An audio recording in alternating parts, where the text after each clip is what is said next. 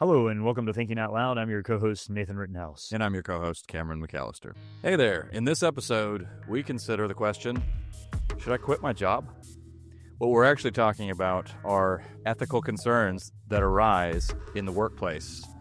And we know that this is a touchy subject, and so we do our best to navigate with care and discernment. But this will, I think, be a helpful conversation for you and offer some, what we hope will be some good guiding principles on navigating that difficult territory, which is difficult, but also quite common in our fallen world. As always, thank you for tuning in. And if you want to support the work we do and you find value in it, you can do so by going to www.toltogether.com. Click the donate page, and of course, share, subscribe, listen, tell your friends about us, and leave a nice review. Thanks. I'd like to run us through a couple tricky moral calculations. We'll get to the ones that happen in the workplace. I've run into a couple people recently who have had questions about, like, can I in good conscience continue to work for a company that XYZ, or how do I feel about being a part of a system that I think is less than ideal in the way that it interacts. And a lot of this comes down to the morals of mathematics, I think. But to get there, I'd like us to look at this recent story about the U.S. reducing medical aid to Zambia. And many of you have probably seen the headline on this. This is not part of like an earlier Trump administration talking about cutting U.S. aid, AID stuff and that kind of thing. This is a more recent story that is actually a Biden-appointed worker who is in the process of reducing American aid to Zambia because of corruption in the government on the Zambian political side. And so essentially the way this works out, the United States gives Zambia about $600 million a year for various things. I think 128 million or so that is, or 450 million of that is medical related. And there are a lot of things that are widely celebrated there on the reduction of HIV or people even knowing their HIV status. A lot of stuff with malaria and other chronic diseases that are fairly inexpensive to cure that have by and large been a good thing for Zambia and for a lot of other African countries that are supported medically by the United States. What was happening specifically with the Zambian example is that the United States was giving medication to the Zambian government for free. It all ended up being sold in pharmacies. And so they were taking a free gift and then selling it at a profit. And the U.S. has been aware of this for some time.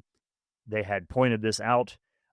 It's like I think they just showed up at like 2,000 pharmacies in Zambia and found medication for sale that was given for free by the U.S. government to people in poverty.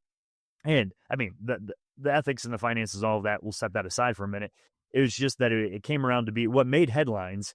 You can find this NPR, New York Times, that kind of thing, is that the U.S. representative kind of gives a thing of saying, look, we've given enough time here. This is widespread enough. We know that this is in the upper levels of the political system. Nothing has happened. We can no longer in good conscience have the American taxpayer fund this type of theft and incorrect distribution of what's intended to be a gift. And so then he cries at the end of it. I think there's some tears shed where he said, I know that this is not going to affect the bureaucratic and government system of Zambia. This is going to affect the poor remote families whose children will die of malaria because they're not getting the medication that we thought we were giving for free that's being sold.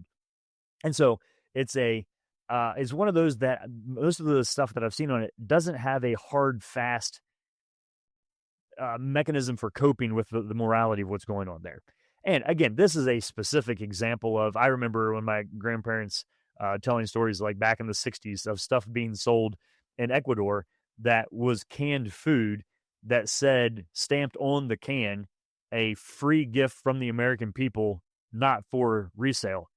And Grandpa's like, geniuses that we were, that was all printed in English in a Spanish-speaking country. People can't read the label that said peaches on it, or you see the picture, but you can't read that it says not for resale in English on it. And so this is a massive issue. But you do run into, I think, Cameron, this crunch of saying, here is the intent of the gift. It is for a morally justifiable good reason. it's kind of the deep pro-life, and at the same time, the gift is being manipulated and weaponized and used for funding other things. We hate to say, but we've given you plenty of time to sort this out, and you haven't. Mm-hmm. Therefore, we're stopping. And so there's basically we're in a situation where we're providing accountability within the moral structure of the brokenness of a good thing. So anyway, I don't think we have to spell that out too much farther. People can see the underlying tension there. It's just, how do we begin to frame language around how should we as Christians think about this? Well, I would start pretty far back, actually. And you and I think, are going to be complementary here, because I would say, Nathan, you are much better at what you called moral math, or the moral calculus of this, because you're a more astute analyst. I would look at this also from a theological and socio-political standpoint as well, because on the one hand, if you are just innocently looking at this scenario or this situation, you say, my goodness, that is absolutely terrible corruption. This act of generosity is being exploited in this way. How can this happen? This is unbelievable. How can these people do this? I think in some ways that's a very understandable response, but if you just back up, it's actually the wrong perspective. So this is where I think somebody like Ayaan Hirsi Ali is so unbelievably helpful. So she would say, when I walk down the street in a Western nation as a woman and I'm not assaulted multiple times, that stuns me. That's a civilizational achievement. You could also say, if I go into a grocery store and there reliably are items on the shelf, all of this is pointing to a kind of infrastructure that we have for a long time taken for granted. But we need to, if we take a step back, we would see, Ayaan Hirsi Ali would point out, and others, that what we take for granted as normal is actually not normal. What is normal is that people will see an opportunity and exploit it. And if you have a nation that lacks the infrastructure that we take for granted in the West, an infrastructure of checks and balances, an infrastructure that includes, so we like to criticize. It's very fashionable right now to criticize the justice system in North America, and it makes sense. The justice system in North America is not perfect at all, and there are many shortcomings. But if you do a little comparing and contrasting, this doesn't explain everything away. This doesn't explain away the problems, but it's an order of magnitude different from what you're going to find in a place like Zambia. Oh, well, okay. So I'll pause that for a second. Well, what we're on the cusp of doing, though, is to normalize. This is just the cost of doing business, which I think, by and large, is the way in which the U.S. has operated in the past. Of like, look, there are inefficiencies, stuff's going to get stolen, money's going to get lost. There are jokes about pallets of cash that disappear that nobody knows where it actually went, and that's just the price you pay. I think I was kind of jarred into thinking more critically about this, and I've mentioned this before, but probably about 10 years ago, there were two students who were graduate students at Harvard who were in an economics course, and they were Christians, and they had come to me and they said, look, we're in this course that is straight up saying that corruption in doing business with China is normal, but it's not wrong because it's cultural. And so you can't really critique this type of abuse of systems and finances because it's just cultural. Like, that's just the way it is. And I, first of all, wanted to know what companies are making that claim. And anybody I think who would be investing in a company like that would be curious too, because there would be a sense in like some moral conflicts run into math at the end of the day. And I fundamentally think that math is a moral issue. So telling the truth with numbers is honest or it's lying. It's one of those categories that's part of the beauty of math. And so I think that's what makes some of these situations interesting is we're trying to bend the morality of math in a way that justifies certain actions. So I can see, and I think there are times when Richie Wright, you say, look, okay, we're giving this as a gift, and here are the conditions of the gift that is being given as a gift. So we do not morally owe this to you as a secular nation. It's out of an impulse of generosity and whatever other our motivations might be for manipulating other things politically or in international relations, or set that aside, you are allowed to give conditions on gifts if it is not demanded of you to do that. I think the flip side, the other thing just to keep in mind here, Cameron, is that if I think of, say, a church organization that is giving money to, I used to go hang out sometimes. The Mennonites have this mobile cannery. And so like they'll rock up in a place for like a week, and then everybody will show up, like work 12-hour shifts, and you chop 48,000 pounds of turkey into 1-inch cubes and can it and put a label on it that says, a gift in the name of Christ for the people of North Korea or whatever, knowing full well that the labels are going to get ripped off before it's redistributed in some famine somewhere in the world. That is done out of a conscientious choice of the giver, so people know exactly what's happening, and it's money that they have that they're giving extra out of. I think you can get the argument in the other direction of saying, look, America is borrowing that money from our future children in order to do this. It's not like we have excess money to do that. We're deeply in debt to our future selves. So now we're borrowing money in order for it to be exploited somewhere else in the world. At what point, how do we start to work out that math? It gets complicated in a hurry. Or should you say, yes, I'm willing for each of my children to be hundreds of thousands of dollars in debt as their share of the government burden in order for somebody's kid not to die of malaria in another country. That gets tricky to start putting them thinking morally in that way. Well, I want to be clear. I'm not saying that because this corruption makes sense, given a kind of a global point of view, that giving ought to continue uncritically. What I'm trying to do is explain that if you lack that infrastructure, corruption is actually to be expected. I mean, it is the case, this is a very simple example, that I happen to live in a place where it's possible to do this. I think you do as well, Nathan, where I will routinely leave valuable items in my front yard, as does my neighbor. Expensive power tools, nice children's toys. There are places, say, I remember talking to a friend of mine who lived in kind of Cape Town area of South Africa and said, oh, you can't, you're just going to leave that out there? Well, yeah. And nobody takes it? No. He goes, oh my goodness, if we left staples, if I left a paperclip outside, it would be immediately harvested and stolen. And so there are places where this is basically just the kind of norm. Now, that said, yes, you also, another question that needs to arise when it comes to something like this is, are we aiding and abetting corruption? Right. Yeah, I mean, I think that's the hard one, and it will come with a cost. Yes. That might be the segue into our more American workplace moral decision making. I do want to stop and point out that you're the first person, and I love this, who has ever referred to harvesting with a paperclip. I love it. Yeah, that probably was a poor choice of words, but yeah, we could. No, it makes sense. You're collecting I'm just. Yep. You're a metaphorical and linguistic wonder to me. I love it. So the idea is, one of our good friends of, Seth, who helps us out on some stuff, was pointing out that he was talking to somebody in the CIA who said that fundamentally people are very easy to understand, and people do what they're incentivized to do.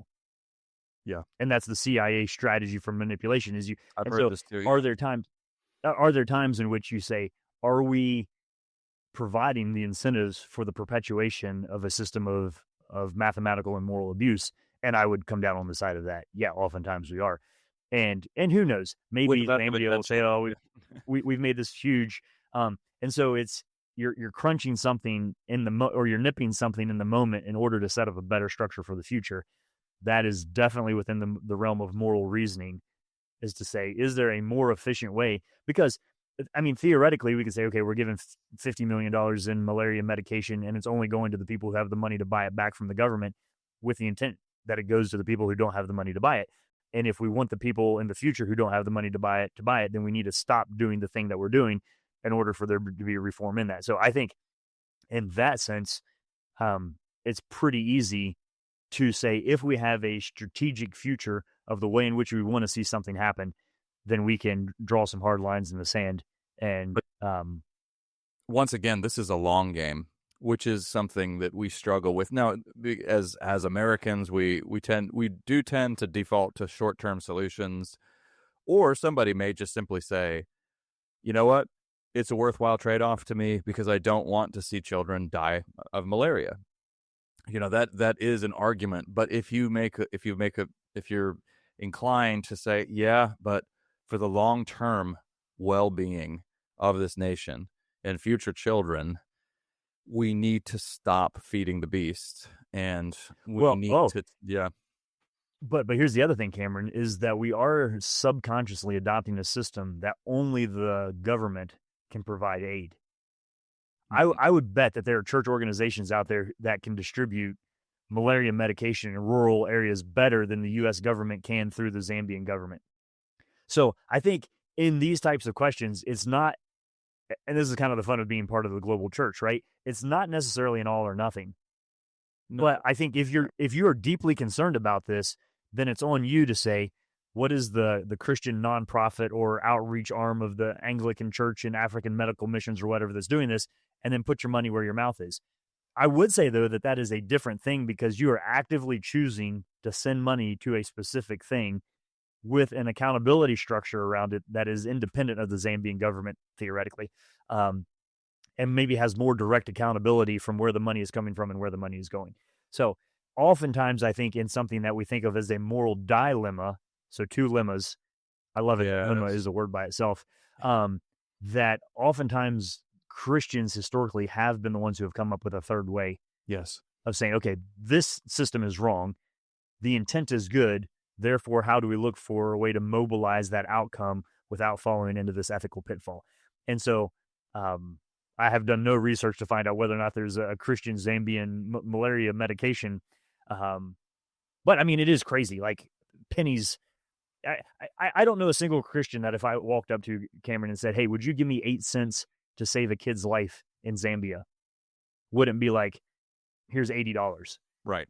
Yeah. You know, that kind. So we have that moral impulse to do what we would clearly see as a very low cost thing, but we just get fed up with the apparatus that is intending to execute that. And so anyway, think of that. Okay, so we haven't really sorted that one out other than to just provide some commentary on it. Just categories. There's no sorting it out. There's no, if there's anything that should be clear to you, we have some of the best minds involved in these fields trying to get strategies around these different issues, but you will quickly find you have to be deeply committed to it. It's a calling.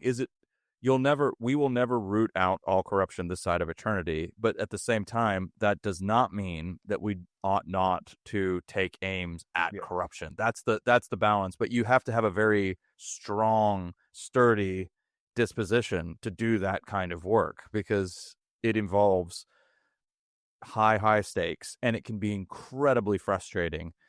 But there's no way to really, there are no short-term solutions, and it's an ongoing issue. I think it's helpful just to say that out loud. That includes anything from trying to help, nations in foreign aid to doing inner city outreach programs where you see people caught in cycles of crime and poverty and corruption, or working in crisis addiction circles where you see people and I was going to take it to that. Yeah, about most of them will run into people who have a possibility of using that for nefarious. Correct. Yep. Let's so those are ones where we can't necessarily control the outcomes as individuals.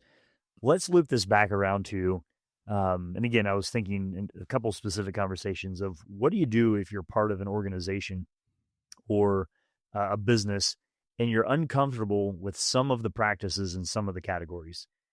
You and I aren't going to name names here, but I know we both have friends who have asked these questions of what do you do as a Christian when you're part of something that maybe has a good vision, good industry, you're producing life-saving technologies or machinery or components of things that really are helpful to a vast number of people. And you're not even, you're on the production, the engineering side, or actually, now that I think of it, most of the conversations I have are with engineers in this category of people saying, right? I'm helping a company produce something that is valuable, but the way that it's being marketed or the way in which the company tweaks the product I'm not Yeah. okay with. Right. How do I do that? That's a type of a thing Yes. that I've been kicking around for some time and haven't gotten back to anybody on this really, but Well, it's is a impossible to legit provide. challenge. Yeah, I mean, there are general principles you can offer, of course, but there's no one size fits all answer because these are gonna the moral math, as you would say, is probably going to look different depending on the situation. Let's say you're a scientist and you are a leader in your field, but you work in an institution that has a whole stem cell research division, and you don't agree with some of the practices that happen in that division. It's not your division. You're not directly involved, but you are a part of the organization. Now, this isn't that. There are some major Christian names who work in organizations like this. I'm not going to name them right now, but you can do your research and figure out who some of them are. That kind of thing where you are there and you're associated with some sort of practice. Okay, yeah. So Yep. let me submit to you. Let's try this on for size as we're doing a little thought experiment here, getting into it. That situation is not unique. No. Everybody listening here probably pays taxes to things that they would prefer not to Yep. directly support. Everybody listening to this probably sees ways in which the United States interacts with itself or foreign nations in ways that it would not want to be directly associated with. So there is no real world in which you can totally morally wash your hands You're totally squeaky from. clean. Yeah. I mean, you almost run into this Amish-esque Mm-hmm. sense of we don't want to taint ourselves with interaction with the world. And there is biblical value to that. Come out from among them and be separate. I think living Sure. godly lives with a clear conscience, innocence is involved. And so I think there's a difference between stuff being done with your tax dollars that you don't like versus investing in casinos. Yeah, to me, there does seem to be like an almost like food sacrifice to idols kind of mentality here of if I know this is happening and I have a conviction against it, then I need not do it. I shouldn't do it. It'd be wrong for me to do it. On the flip side, it's going to be very difficult to figure out the treatment of the person that grew the food that fed the person that made the thread that's in the stitching of your shoes. Mm-hmm. And so I'm not saying that you don't care and that you can't care. I'm first of all, before we start working our way out of this, lumping us all into Yep. all of us are morally connected to something that we would rather not be. That's the crooked timber of humanity. And this is something that we come back to occasionally on Thinking Out Loud, that you could call it I think one phrase I heard, and it's not original to him, he quotes it, and I don't remember who he's quoting, but this Alan Jacobs in his book on original sin, A Cultural History of Original Sin, good book, by the way, he talks about I think, the co-fraternity of depravity, just meaning Well, that there's an earlier line.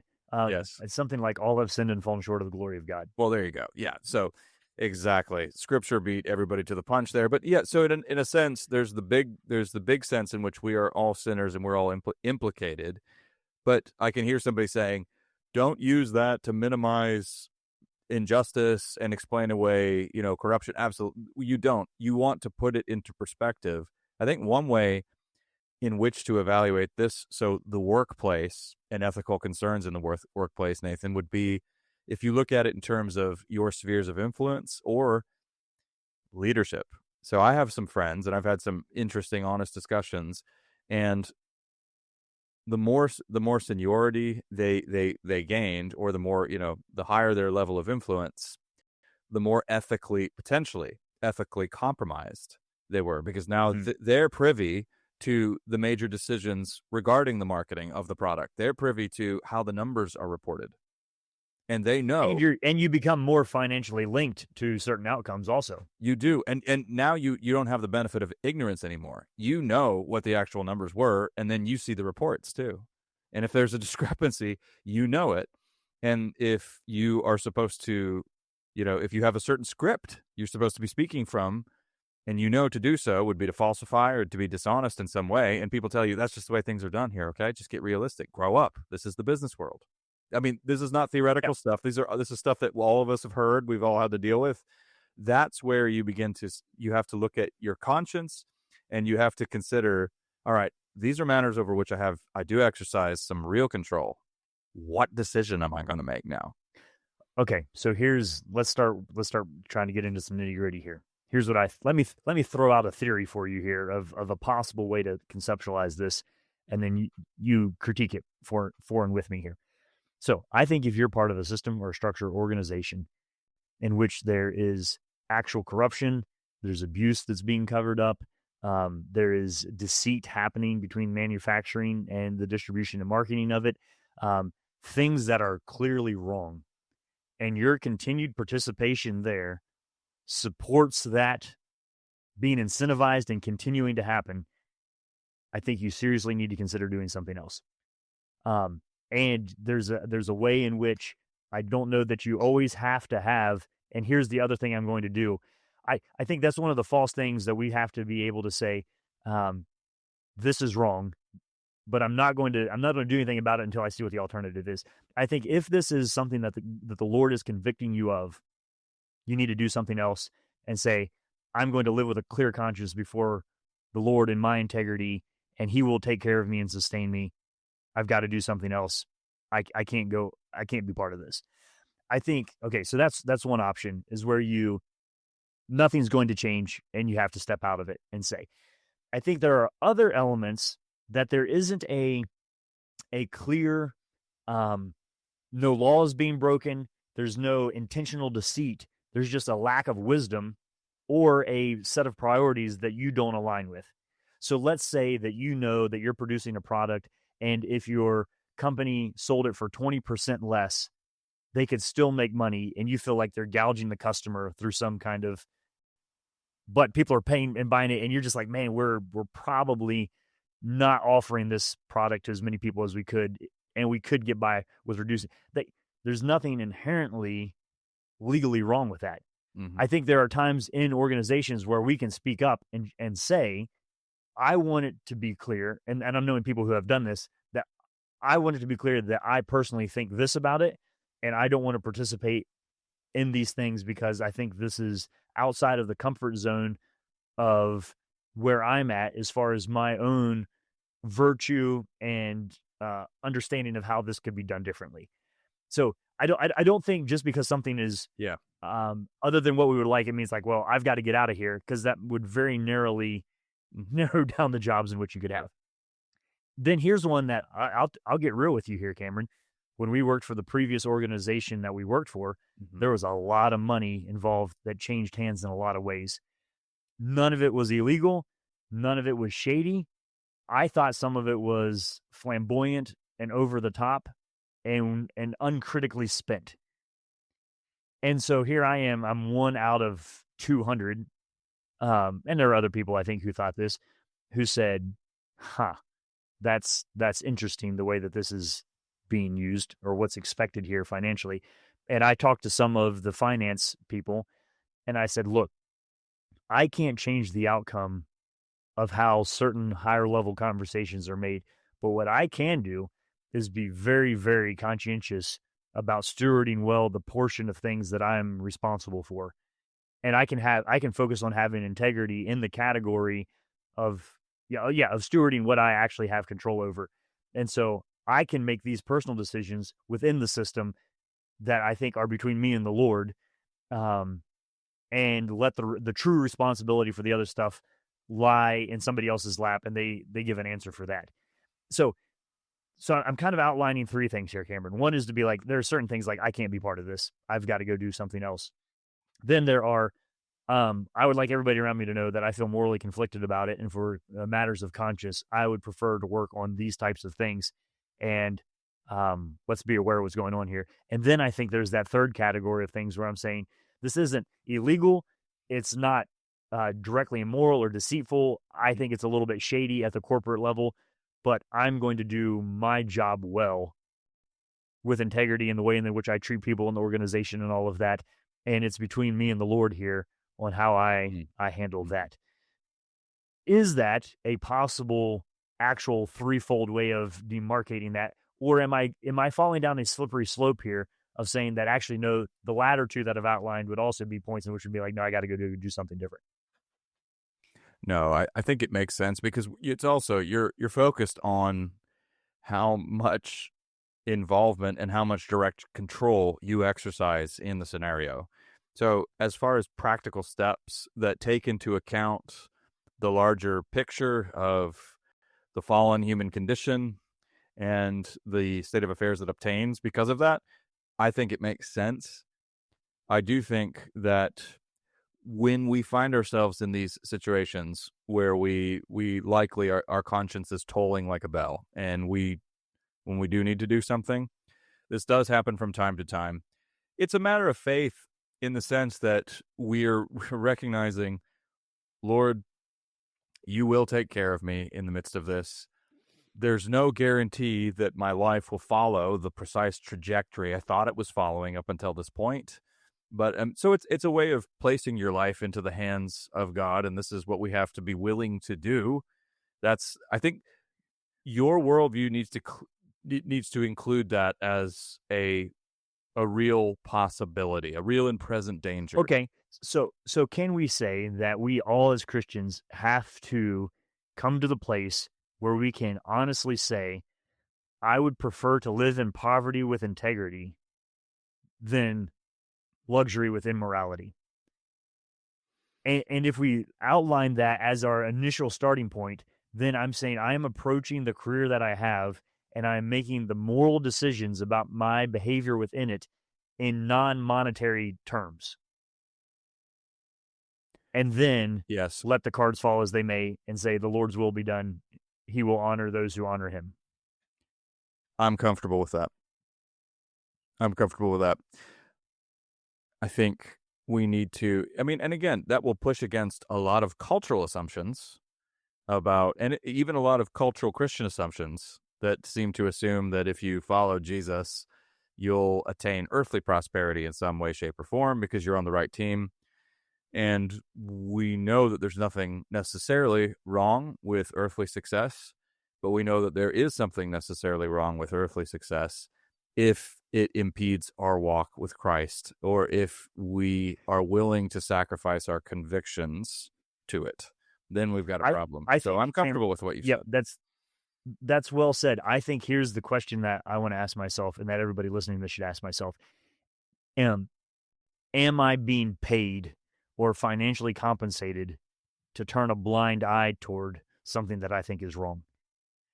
And if you have a hint of that's going on for you, I think you have to find somebody to talk to about it. I think it's just be very, very difficult to personally make that decision on your own, because we will be blinded by the routine, by the comfort and the stability of the job, perhaps by the financial perks that it has, and the history of humans being able to turn a blind eye to something because it would shake up the status quo of their comfort and security is extremely high. So we have to kind of have an honest anthropology about ourselves and recognize you're probably going to need a Christian brother or sister who can help you out here to think through that. No, that's so important. That's so important. I'm going to repeat it. No, there's no probably about it. You absolutely will. That's why, because I know some of you listening, this will be, this is a cringeworthy episode, and for some, it might be even a bit of a frightening episode to hear us saying some of this out loud. But what Nathan said is right. We often use the soundbite, you need community. We're not meant to do this alone, but now you can see if you're running moral math and you're finding a difficult decision is probably ahead of you, you'll know you can't do that on your own.